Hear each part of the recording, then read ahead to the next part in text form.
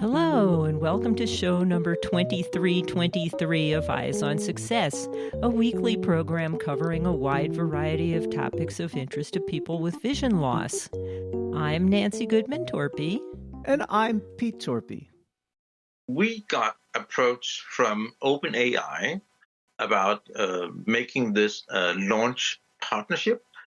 First of all, we were pretty stunned. And then we also had to tell them, yeah, we would love to have this partnership with you, but you need to know that Be My Eyes is a free app, and we do not charge our users for anything. Are you okay with that? And they said, yes, we are okay with that. So we do not pay anything for this service. And how great is that OpenAI proactively approached the blindness community to use their ChatGPT technology? And that's really wonderful because blind people will undoubtedly use it in very special and useful ways. Be My Eyes is a well-known app that connects blind individuals and their cameras to sighted volunteers for real-time assistance. Now, the power of AI comes to the app with the addition of their virtual volunteer option. We'll talk with founder and CEO Hans Jorgen Wiberg about the power of this new feature and how it can be used. But first, for our tip of the week. This week's tip comes from Hans Jorgen Wiberg. Last time you interviewed me, I said that as far as I remember, that you should absolutely learn your blind skills. And I really, I mean, Be My Eyes and all the other apps are great, but there's nothing that is more important than you being able to navigate on your own without any technical devices. But because one day it's raining and nothing is working and so on, and then you need to rely on your skills that you have learned from your mobility instructor. And I just keep saying that. So if it's okay to repeat, then I would like to do that. So thank you. Hey, it's still a valid point. You know, all this high-tech stuff is terrific, but you still, if there's a power failure and the cell towers are down, you still need to be able to deal with reality. But also to build up confidence. I mean, it is a thing that being able to do something completely on your own is simply very important to function as a human being, I believe. So I love all my technology, but I also realize that it is some kind of dependency you have on this, and the proudness of being able to do something completely on your own is an important thing to remember. Yeah, these are just tools that are complementary to the skills that we should have, basically. Exactly.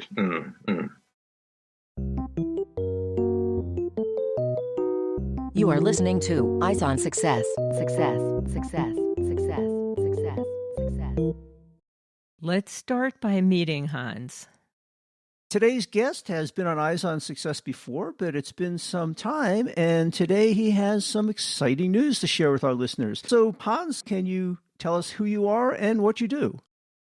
Thank you for having me. And yes, my name is Hans Wiberg, and I am living here in Denmark. I am almost blind. I have retinitis pigmentosa. And the reason why I'm here today is because of an app called Be My Eyes that I invented way back in 2012. It is basically an app for your smartphone where you can get connected to a volunteer, or that's what it has been so far. And now we have a new feature that we can talk about a little later. But it is a way to get visually assistance. And I was really impressed when I looked at your website about how many users you have, how many languages, and how many volunteers. Can you give some of those numbers to our listeners? Well, now that you're asking, yes, I can. And this is something we are very, very proud about. We have close to 500,000 blind and low vision people signed up. basically in all countries around the globe. And we can help you in 185, I think, different languages. And we have 6.4 million volunteers. And that's also why we have so many languages, because many of our volunteers speak more than one language and so on. So we can truly say we are a global community. And I believe we have the world's biggest blind community and also the biggest online volunteer organization. That might not be totally true, but we are one of the biggest, at least, with our 6.4 million volunteers. Well, congratulations. Thank you. Support for Eyes on Success is made possible in part by our corporate partners. Find out more about partnership opportunities by sending an email to hosts@eyesonsuccess.net. This week's focus topic is the new virtual volunteer feature that's been added to Be My Eyes. Well, Hans, Be My Eyes is a very well-known app for connecting sighted human volunteers with a blind person to assist them with daily tasks. But today, we want to talk about some of the new exciting features that have been added to Be My Eyes to make it even more useful. So maybe you can tell us a little bit about those. Well, yes. I need to say that we are very, very happy about our volunteers, and we will still need them. But the thing about our new feature, which is called Virtual Volunteer, is that you can, when we release it finally, it will be available to everybody, and you can make a call to a chatbot, and you can have a picture described. Because we have noticed that many of our users don't make that many calls. And when we ask them, they say, yeah, but that's calling a stranger feels a little uncomfortable, and maybe my kitchen is a little messy and I don't want anyone to see that. And then they kind of hesitate to make a call to one of our wonderful volunteers. So that group of people, I hope, will like that they can now take a picture of whatever they need to have described, and then have this chatbot describe the picture in amazing details. And that hopefully will be something that will be another tool in the toolbox that people can use. That is an interesting thought. I guess there is a little bit of a hurdle to connect with a human volunteer, even though they are anonymous, because, you feel like you're bugging somebody. And as you say, the kitchen might be messy. But if you can interact with some kind of chatbot, boy, that's just a computer. So what the heck? Yeah, exactly. I'm also sure that we have a large group that will never talk to a computer. They want a real person. And I'm so happy that we can now provide this choice. How does it work using the virtual volunteer versus a human volunteer? Well, it's kind of the same, but also different.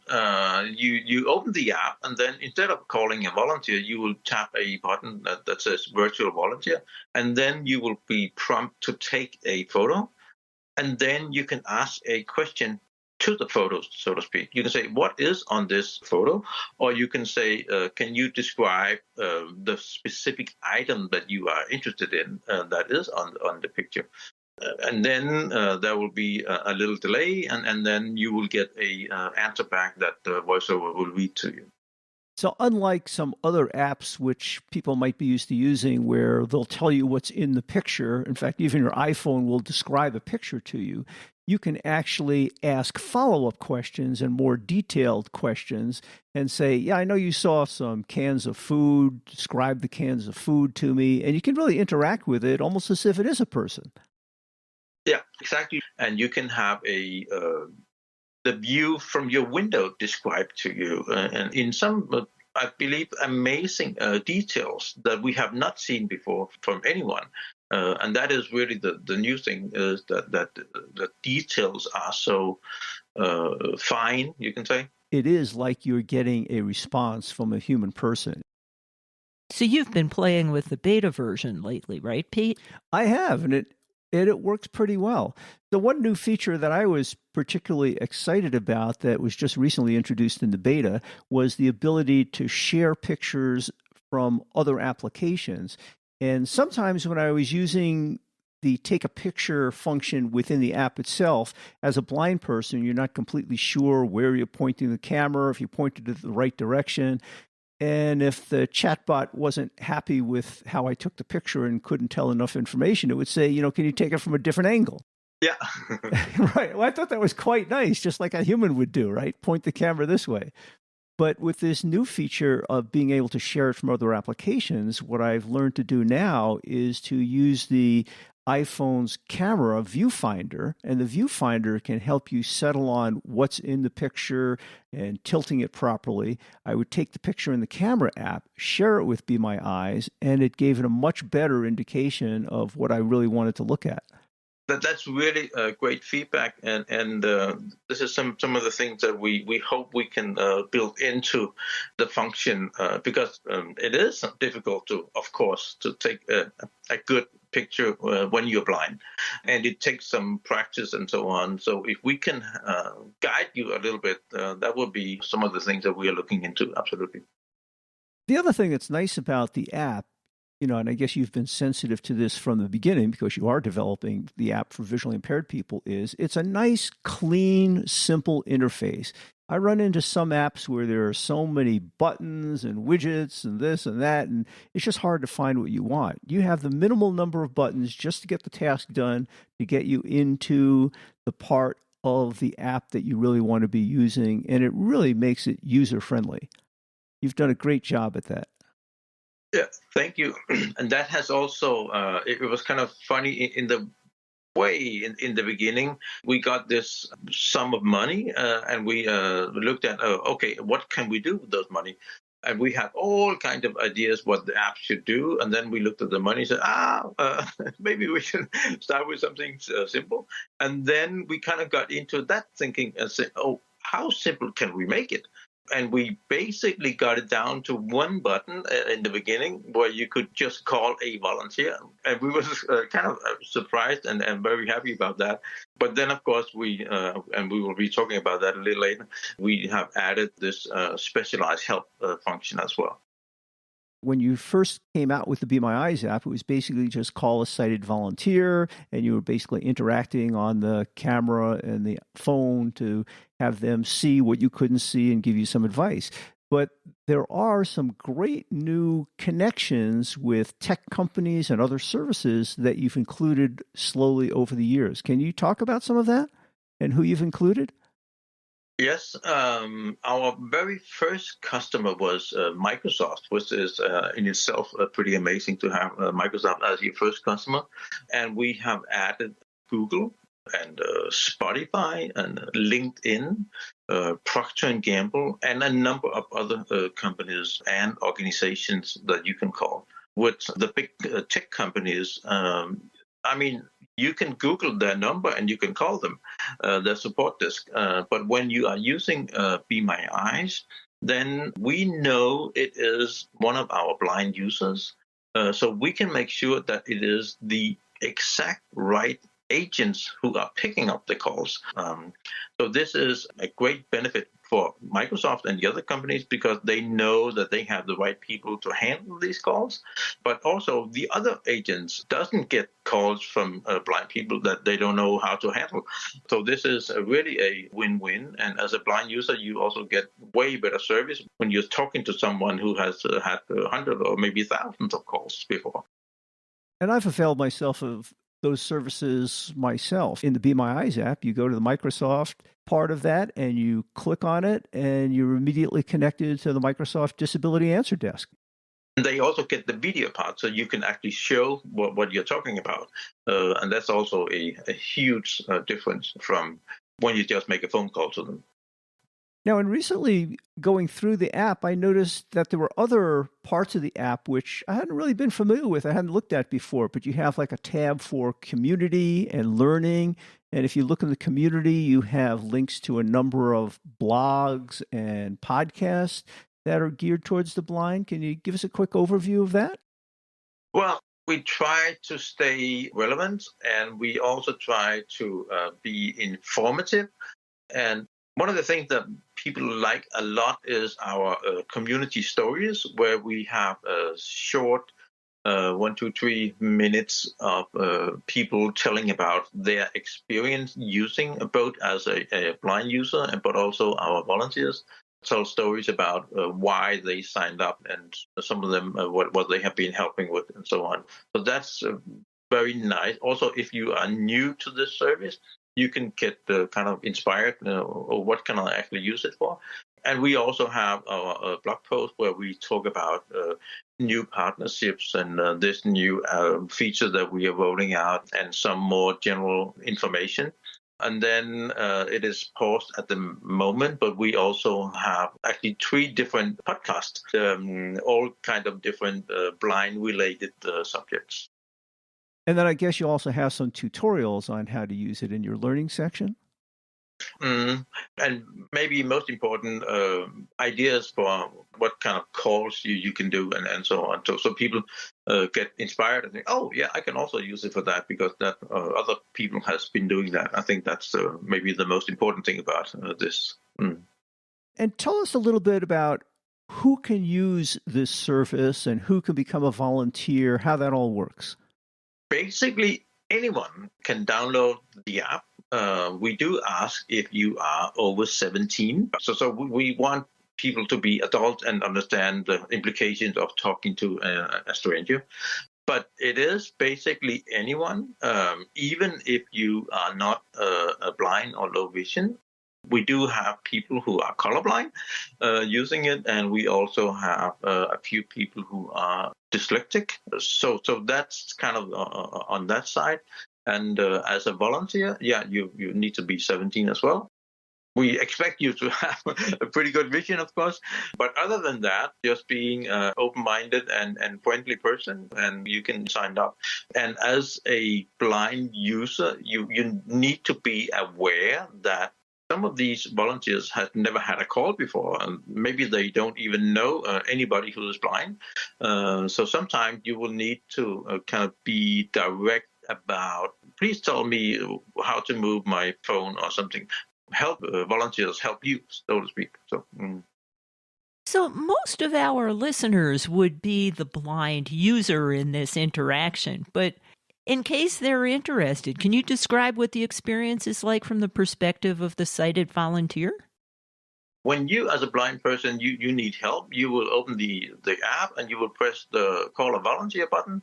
And then we will send out a notification to 20 volunteers, because we don't know what they are doing. And some is working and some is sleeping and so on. But most likely 2, 3, or maybe more of those 20 people will say, oh, yeah, I want to do that. And the first one to kind of accept the call will be connected to you. And that's also why we can have a response time down to maybe a few seconds, and sometimes you have to wait a little longer.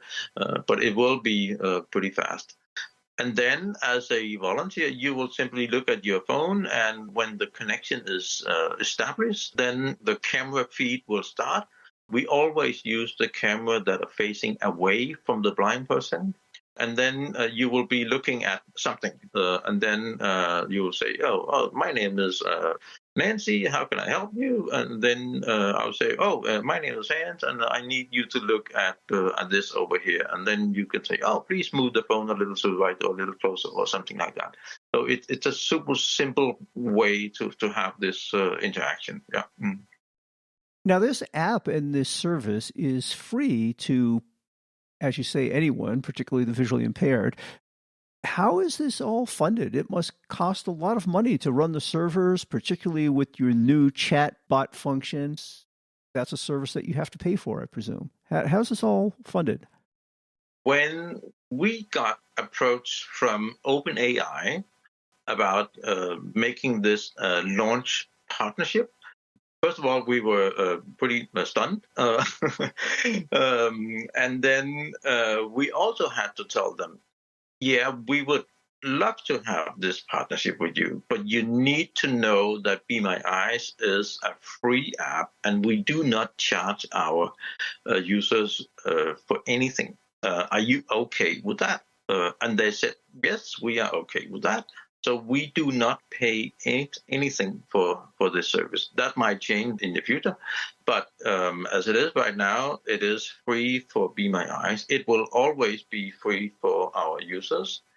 And the way we fund this is by the companies like Google and Microsoft and Procter & Gamble and all the others. They pay a monthly subscription to be on the Be My Eyes platform. Normally, I would say that we help those companies be better companies for their blind customers. And that kind of proves that they are happy about it because they are willing to pay Be My Eye to be on our platform. So that is how we do it. And then you can ask why we are doing it. And that is something that I'm very, very proud about. It's not only my idea, but the whole team from the very beginning, on the very first weekend where I came up with this idea and I presented it, the team that I got around it, we decided that it should be a free app simply because when we look at the map, we could see that 90% of the blind people in this world, they live in India, they live in Africa, they live in China. Of course, some of those people can pay, but most of the people in those countries, they cannot pay $10 a month or something like that in a subscription. They will have eventually smartphones and be online and so on, but it is difficult for most blind people in this world to pay a high monthly premium for anything. So that's why Be My Eyes is a free service. We simply believe that eyesight should be free. So that's the reason for that. I'm really impressed that the OpenAI people came to you and asked if they could be part of the service. That's a great synergistic relationship there, huh? They get to learn a little bit about how their technology is used, and you can actually be using it. Yes, and also we're very proud that we can now develop this together with our blind users. And it's because so many companies has built things for us, but not with us. So we really developed this with the community. Yeah, I didn't realize OpenAI was doing image recognition. Nobody knew. We were also surprised. And to be honest, I was a little skeptic. But then I got to play around with this and I was, whoa, this is something different. On behalf of your current and future users, thank you for making that happen. Thank you. You are listening to Eyes on Success. Success, success, success, success, success. Now for this week's final item, how to learn more about the Be My Eyes app and its new virtual volunteer feature, how to get it, and how to contact Hans Jorgen Wiberg. Well, Hans, if people want to try out Be My Eyes either as a volunteer or as a participant, as the blind person on the receiving end of this service, how would they go about that? It works on Android and iPhones. You can also use your iPad or a tablet or whatever, but you have to download the Be My Eyes app and simply sign in, and then you're good to go. So it's super simple. And if they just want more information, if they want to learn about it before downloading the app, they can go to your website, right? They can. We have a section where there's frequently asked questions. And I think that would be a great thing to kind of go through. Also, if you sign up as a volunteer, then you will kind of learn what does it look like from the blind person's perspective and the other way around. And what is your website? BeMyEyes.com. If anybody has a question, how would they submit that? Well, they are more than welcome to send any questions to info@BeMyEyes.com. And we talked a little bit about some of your major funders that keep this effort going, but I also understand that you have another way of making some money. You sell some merchandise for Be My Eyes, right? Yes, we do. You need to have some merch. So on our website, you can find a link if you need a T-shirt or a water bottle or a cup or something like that. But there's actually also another. It's not a big thing, but we do have some companies who have a kind of maybe an annual volunteer day or something like that, and then they can sign up with Be My Eyes, and then we will make sure that their employees get a number of Be My Eyes calls in a specific 2-hour, 3-hour period or something. And then that company will pay Be My Eyes, and we will set everything up and have an introduction for the employees and so on. So they kind of get the Be My Eyes experience, and they help a lot of blind people in that period. And they are willing to pay Be My Eyes to have this volunteer opportunity at a specific day. So that is also a stream of revenue. Not the big one, but we are super happy about this as well. So, Do you have a social media presence? We do. So if you go into Facebook, you can just search for Be My Eyes, and also on Twitter and on, I don't know if we even dare say that, but we are actually also on TikTok and also on Instagram. You can find Be My Eyes, but our website would be the safe place to go. And as usual, you can find all of that contact information in the show notes associated with this episode, which is number 2323, at our website, www.eyesonsuccess.net. We'll also have a link to the previous episode in which we interviewed Hans for Be My Eyes in the show notes, if you're looking for that. And I encourage you guys to try out this app if you haven't. It's really a great feature and very useful. And as Hans said in the interview, you don't have to bug a person. You don't really have to feel intimidated about using it. It's really fun and works pretty well, and it's only getting better.